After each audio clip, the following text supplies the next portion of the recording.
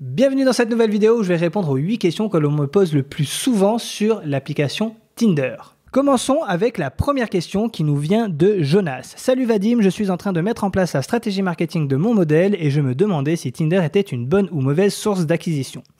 Alors Jonas, Tinder est une très bonne source d'acquisition, mais il faut savoir qu'il y a des pour et des contre. Alors les pour, c'est que évidemment les leads qui vont aller vers ton OnlyFans sont de très bonne qualité. Il faut savoir que Tinder, c'est pas forcément l'application qui va donner le plus de volume, contrairement à un Twitter ou un Instagram ou un TikTok. Mais par contre, les leads qui vont arriver, que tu vas arriver à transmettre à ton OnlyFans sont de très bonne qualité. Les contres, malheureusement, c'est que quand on démarre une agence OnlyFans et prendre la stratégie d'acquisition d'une application de rencontre, ça peut être très chronophage. Pourquoi ? Parce que la barrière à l'entrée demande quand même quelques connaissances techniques. C'est difficile de mettre en place un profil Tinder, c'est difficile de faire valider un profil Tinder. Et tu verras par toi-même, tu peux te taper la tête contre les murs plus d'une fois avec des refus d'accès, des comptes pas validés, etc. J'en passe et des meilleurs. Donc voilà, le pour, c'est que les leads sont de très bonne qualité et les contre, c'est que tu seras confronté malheureusement à une barrière à l'entrée qui est la difficulté de valider un compte. Voilà. Passons à la deuxième question qui nous vient de Julian.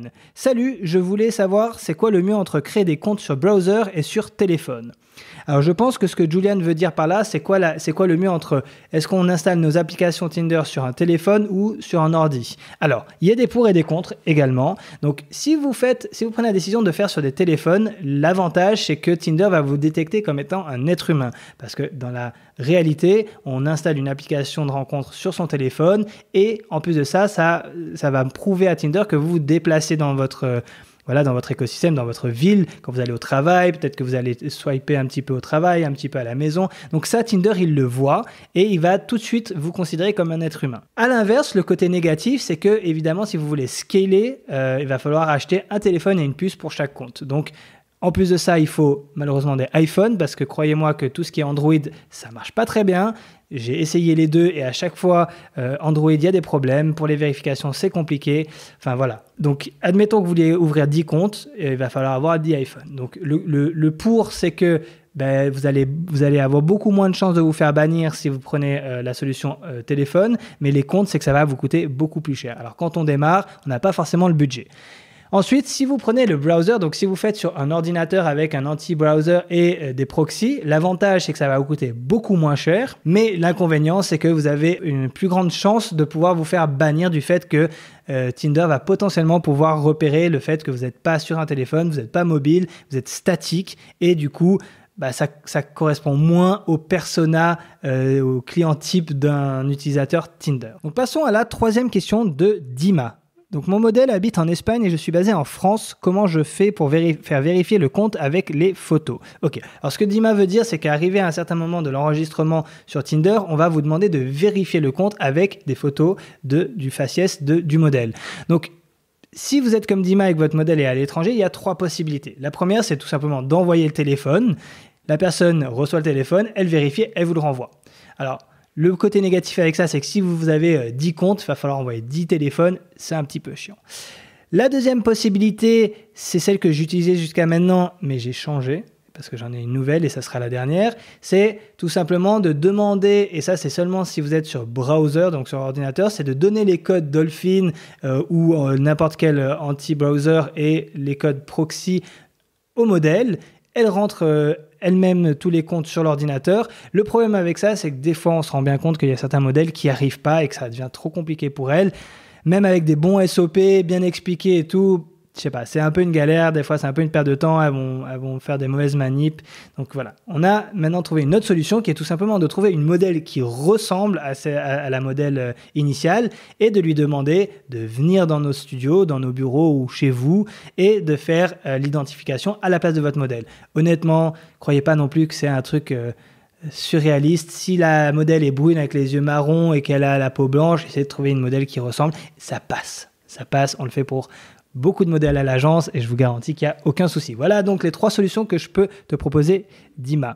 Passons à la 4e question de Max. Salut Vadim, j'hésite à acheter ce bot pour faire du swipe en masse. Qu'est-ce que t'en penses ? Ok, alors, moi personnellement, je suis pas très fan des bots pour faire des swipes et je pense que, en fait, la vraie question que les gens devraient se poser avant même d'essayer de trouver un bot pour faire des swipes, c'est de trouver la bonne stratégie pour se faire valider son compte. Parce que le problème dans le business Tinder, c'est pas les swipes. Les swipes, c'est vraiment pas quelque chose de compliqué. Et payer, alors je ne sais pas combien il va payer son bot, mais c'est souvent très cher. Pour faire du swipe, il y a d'autres alternatives et j'y viens tout de suite. Mais je pense que la première chose avant même que vous ayez mis en place votre stratégie, essayez d'abord de comprendre comment faire vérifier un compte, comment faire valider un compte. Ça, c'est la priorité. Ensuite, quand ça vient du swipe, il y a des apps beaucoup moins chères que des bots. J'en mettrai un ou deux dans les liens de description. Ça coûte 2 ou 3 $ par mois et ça fait le taf. Ça, c'est une première solution. Et la deuxième, c'est de le faire manuellement, encore une fois, d'essayer d'être le plus proche d'un comportement d'un être humain et de potentiellement le faire vous-même dans un premier temps. Même si vous êtes sur téléphone, c'est 10 téléphones que vous allez swiper de temps en temps. C'est du travail, mais écoutez, bienvenue dans le business OnlyFans où il va falloir se donner un peu de peine et que évidemment, vous n'allez pas rien faire sur un canapé et travailler 1 heure par jour. Passons à la question suivante de Robot. Hello, je voulais savoir si ça valait la peine de prendre Tinder Premium. Alors, c'est une très bonne question. Tinder Premium, ça va vous servir à quoi? Ça va vous servir à potentiellement vous géolocaliser ailleurs. Nous, personnellement, en agence, on utilise des GPS, donc cette feature-là ne nous sert pas à grand-chose, mais la deuxième, je dirais, le vrai point positif d'avoir Premium, c'est que vous allez pouvoir doubler, voire tripler, je crois, le nombre de j'aime que vous allez pouvoir utiliser sur votre account. Donc ça, c'est vraiment cool. Il y a aussi la fonctionnalité de booster au début qui va vous propulser devant tous les autres profils. Donc ça, c'est cool. Maintenant, pour tout à fait être honnête avec vous, nous, en agence, on n'utilise que des comptes gratuits. On appelle ça les comptes suicides. On connaît leur lifetime value. On sait très bien que c'est le jeu, qu'à un moment donné, ils vont se faire ban. Mais on n'a pas envie de payer, je ne sais plus c'est combien par mois, parce qu'on va scale des fois 15-20 comptes Tinder fois le prix. Et vous n'êtes pas à l'abri non plus de vous faire ban quand vous avez un compte premium. Et le pire qui peut arriver, c'est qu'admettons que vous mettiez plusieurs comptes premium sur la même carte de crédit, parce que sinon ça voudrait dire qu'il faut une carte de crédit pour chaque compte. C'est-à-dire que si un compte se fait ban avec une carte de crédit, tous vos autres comptes premium se font ban aussi. Donc nous, on préfère rester sur de gratuit et partir sur du compte suicide et vraiment partir dans cette idée qu'on sait c'est le jeu, on pousse, on écrème au maximum, on essaie d'en retirer le maximum d'un compte gratuit et une fois qu'il se fait ban, on recommence la procédure. Voilà. J'espère que ça a répondu à ta question pour le Tinder Premium. Passons à la question suivante de James. C'est quoi le ROI que je peux attendre de l'app Tinder? Alors ça, c'est une question très intéressante et que je reçois souvent. Et alors, je pense que les gens comprennent pas très bien en fait la base fondamentale de ce business. Ok, l'app Tinder, c'est pas une baguette magique. C'est pas parce que vous allez réussir à craquer Tinder que même si ça vous envoie des centaines de leads mensuels, si derrière vous n'avez pas l'écosystème qui suit, vous ferez pas d'argent. En fait, il faut bien comprendre que votre écosystème, il doit être complet. Donc, une fois que vous avez, si vous êtes dans l'idée de vouloir craquer Tinder, mettez d'abord en place un bon écosystème. Ça veut dire quoi? Un OnlyFans avec du contenu, avec un bon système de chatting, avec un Instagram où il y a de la preuve sociale, avec je ne sais pas quel autre réseau qui a aussi de la preuve sociale, parce que la personne, croyez-moi, même si vous arrivez à la faire partir sur votre OF, elle va quand même aller vérifier un petit peu votre écosystème et elle va aller aussi voir sur votre page OF s'il y a de la preuve sociale. Donc, pensez d'abord à bien mettre en place votre écosystème de base et ensuite craquer Tinder, créer votre tunnel d'acquisition et là, ça fera de l'argent.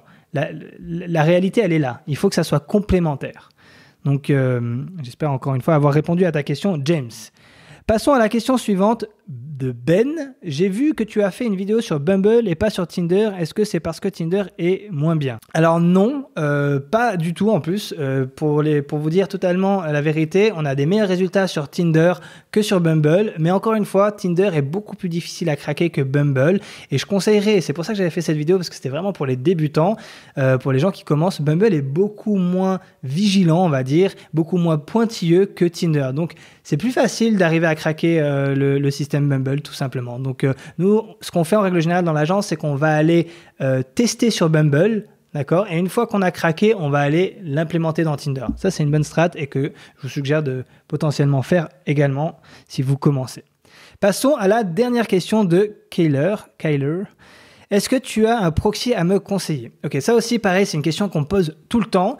Et pourquoi je réponds et je donne jamais de proxy? Parce que je pense qu'il faut que vous fassiez vos propres recherches et que vous fassiez vos propres tests. Pourquoi? Parce que on est dans un business où, que ça soit les stratégies marketing ou les proxys, ça avance à une vitesse faramineuse et ça devient très vite obsolète. Donc, ce qui veut dire que si aujourd'hui, je vous donne un proxy et que vous regardez la vidéo dans 3 mois, peut-être que ce proxy sera obsolète. C'est pour ça que j'arrête de donner des tips sur les proxys parce que ça change tout le temps. Faites vos recherches, il y a plein de sites, il y a assez de groupes Telegram, il y a assez de blogs qui donnent des conseils sur les proxys. Franchement, c'est blindé d'informations. Donc, faites vos propres recherches et informez-vous et faites vos propres tests surtout. Faites un test, voyez ce qui fonctionne le mieux pour vous. Regardez quand est-ce que ce proxy marche et quand est-ce qu'il ne marche plus. Notez-le. Faites vos recherches et implémentez vos pratiques. Voilà. Donc, on était sur la dernière question. J'espère que ça a répondu à une bonne majorité des questions que vous pouvez vous poser sur comment est-ce qu'on implémente les stratégies d'acquisition avec Tinder. J'ai essayé d'être le plus efficace possible dans mes réponses. Je vous souhaite une bonne fin de journée et à bientôt.